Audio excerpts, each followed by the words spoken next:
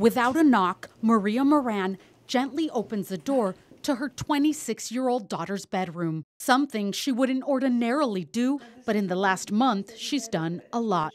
This is Audrey's room. She hasn't slept in this bed since the morning of Wednesday, May 10th. Her clothes? The day she and her boyfriend, Jonathan Darling Reynoso, vanished. I'd sit here and I'd look around for things or something that would give me a clue. Clues have been hard to come by. According to the Indio Police Department's timeline, Audrey stopped at her sister's home in Coachella between 8 and 8:45 that night, a stop she made on her way to pick up Jonathan. She told her that she was there to meet John like halfway or something like that. He had gone to visit some friends. Jonathan did not have a car, and several people have told investigators he was coming back from Brawley with friends. Police say the couple did meet up.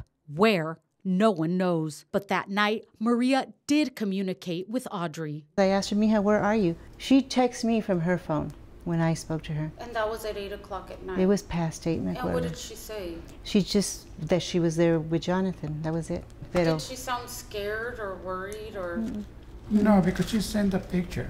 This is the picture sent from Audrey's phone, the last message she received from her daughter. But now we've learned the picture was not taken that day, and Audrey did not come home. While they thought it was odd, they weren't worried, except for one detail that bothered her sister. She says, but the thing is that every time I text, every time I call, your call has been forwarded to an it's going straight either to voicemail, and it's not saying it's not being delivered. I'm like, what do you mean? When Audrey didn't come home after class at College of the Desert, Maria got scared. At around 2:30 Friday morning, out of desperation, Maria contacted OnStar, the in-car electronic tracking service. I said, can you tell me where the car is located?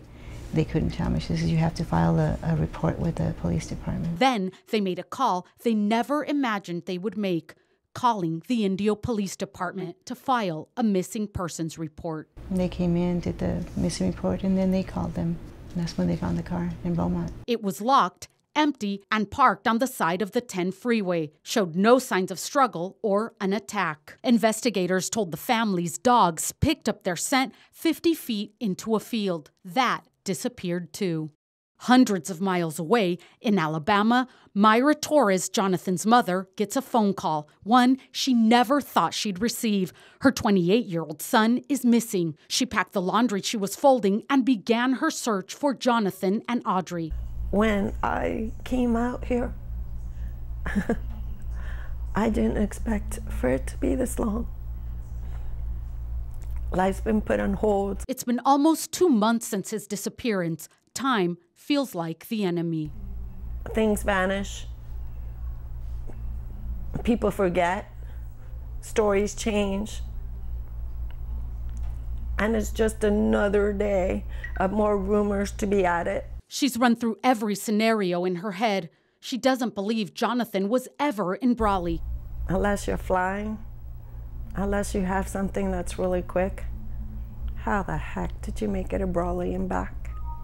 So no. She says he ordered pizza from Domino's. It should have been delivered around 6 the night he disappeared. Investigators also say Audrey's phone never used cell towers outside the valley and has not been active since May 10th at midnight. All communications from both phones has stopped. Something their friends and family find troubling since they were both active on social media. But there is one thing. Social media has opened the door to another world.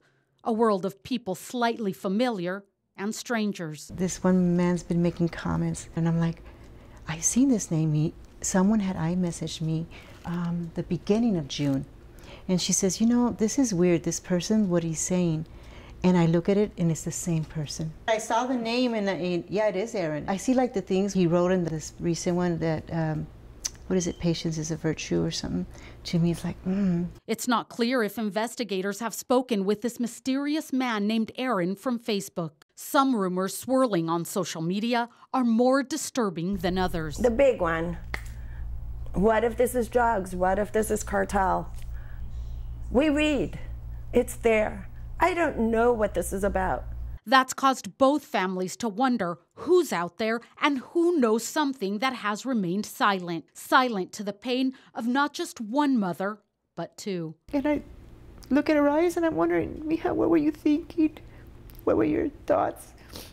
What are you thinking right now? And I fall asleep like that. I actually fall asleep sometimes looking at her picture. Help them come home. If they're dead, let us put their spirit to rest. But do not let them wander out there. You can't be that cruel.